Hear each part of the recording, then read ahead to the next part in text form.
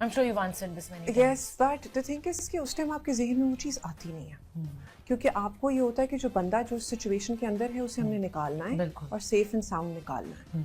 जब भी इस तरह की मॉब लाइक सिचुएशन क्रिएट होती है, उसके अंदर आपने सबसे पहली जो चीज़ इंश्योर करनी होती है वो ये है कि जो बंदा अंदर मौजूद है उसको किसी तरह मॉब से डिसंगेज करके आपने लेके जाना है. उस टाइम मॉब के अंदर सिर्फ वो खातून मौजूद नहीं थी whose life was in danger, उसका हस्बैंड भी था.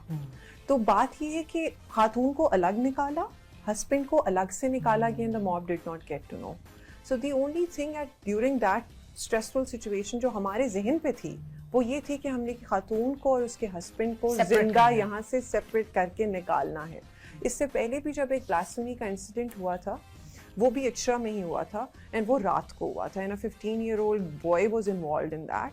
उसके अंदर उस टाइम घर के ऊपर वो बच्चा मौजूद नहीं था, लेकिन घर के ऊपर उसकी माँ और उसकी बहन मौजूद थी.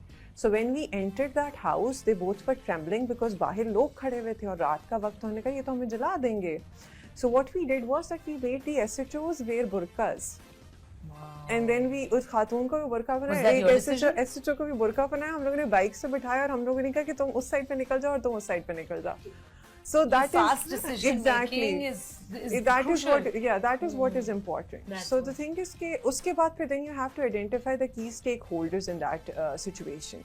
The people who can placate the situation वो बहुत ज़रूरी होते हैं.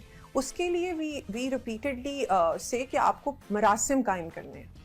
आप जिस भी जगह के ऊपर आपकी तैनाती होती है वहाँ के आपको लोकल्स का पता होना चाहिए. जाएं बाजार के अंदर जाके बैठ जाएं.